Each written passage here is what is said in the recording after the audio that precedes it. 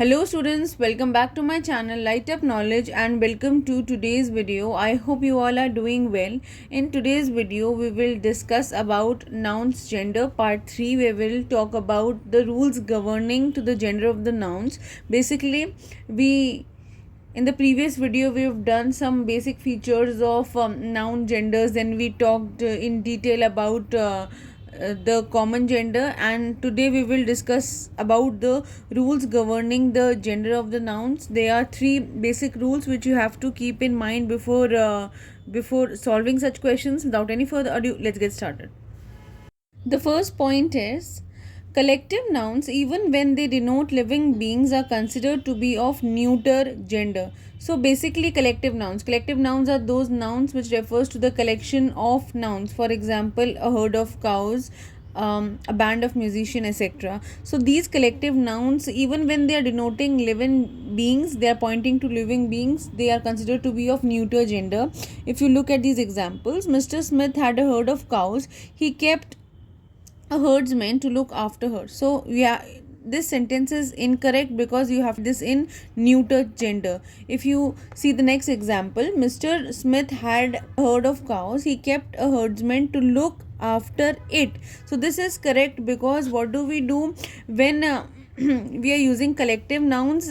Even they denote living beings, we have to put a neuter gender. Okay, not any other gender, just neuter gender.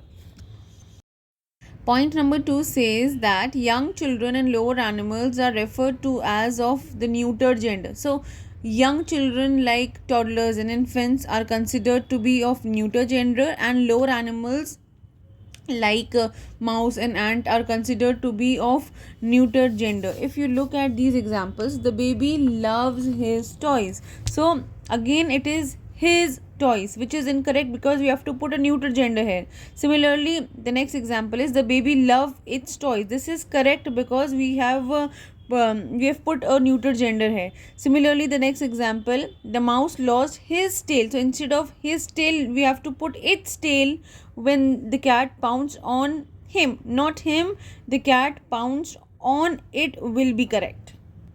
Are often uncertain regarding the gender of the animals. So the mouse here may be a male or a female. So English language prefers the easy way out and treat it as a neuter gender. Similarly with the baby, because it refers to a young children and considered to be of neuter gender.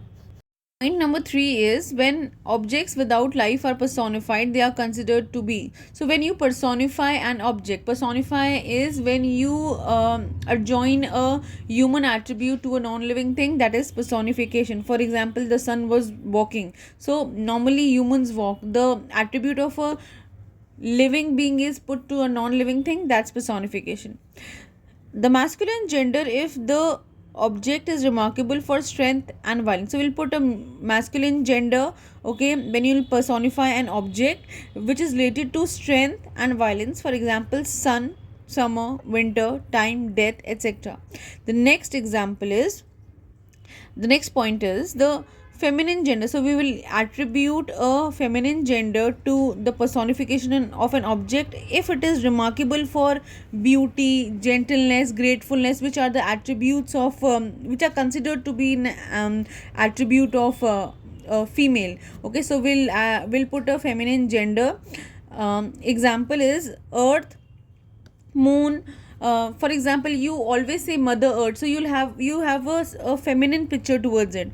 Moon, when we refer to something as beautiful. Springing flowers. Mercy also is regarded to be of feminine gender. If you look at these examples given here, the sun came from behind the clouds and with her brilliance tore the wheel of darkness. As I've told you, that sun stands for masculine because it stands for its strength. Okay, it is gigantic, it has strength, etc. So therefore we have put here with her brilliance, which is incorrect. So instead what we'll write, what will correct?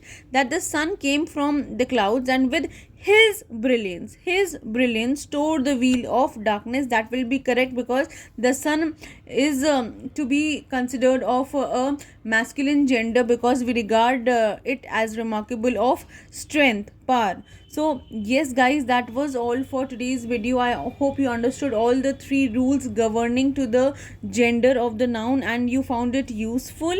If you did, please like, share and subscribe to my channel, and don't forget to press that bell icon so that you can get all the updates of my videos as soon as I upload them. So yes guys, keep learning and keep growing. All the important playlists will be linked down in the description box. So bye bye till the next time.